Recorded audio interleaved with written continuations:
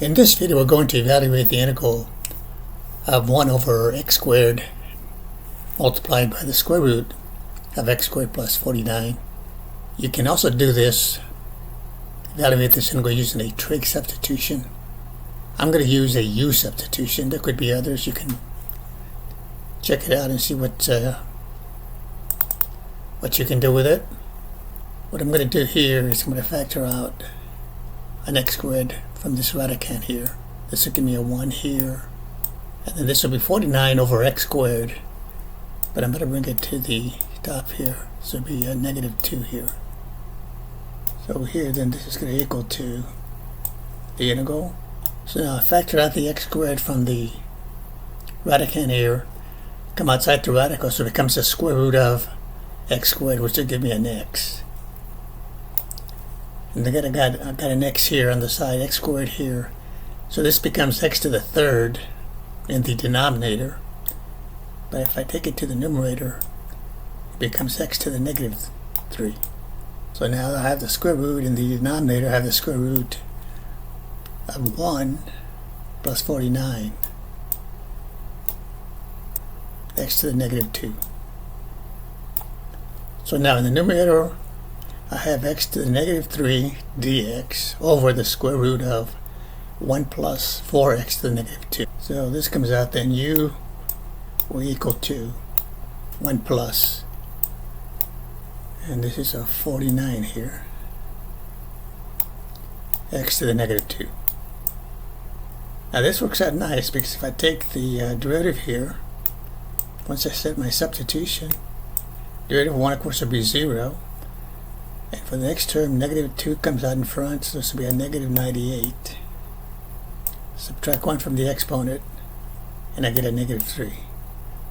And then here I'll divide both sides. And then this will be a dx also here. Dividing both sides by negative 98, this will give me a negative du over 98. So then I'll have a x to the negative 3 dx. So this part right here, x to the negative 3 dx, that's going to be your du over 98. Of course you have the negative here. And I put the negative 1 over 98 on the outside of the integral here. Again, replacing the x to the negative 3 dx by d minus du over 98. This will then be du over, then remember the x squared, x to the third one up to the top, so all I have here is the square root of, that's your u. So that'll be square root of u, I can write it as u to the 1/2. Then we just integrate it with respect to u, but let's bring it to the top though. This will be minus 1 over 98, integral of u to the 1/2, negative 1/2. So I add 1 to the u there, or I should say the negative 1/2 gives me a 1/2, and then I divide the coefficient here by 1/2, so it's the same thing as multiplying by 2. That'll be negative 1 over 49, and then it's plus the constant of integration. Go back to the original variable now, so this will be a negative 1 over 49. This is 1/2. It's the exponent, same thing as the square root. So it'll be the square root of 1 plus 49 x to the negative 2. Then I have constant of integration. Now you can kind of simplify this if you want. You can write this as 49 over x squared, 49 over x squared, and the one you can write as x squared over x squared, and it simplifies to this then. So writing the 1 as x squared over x squared,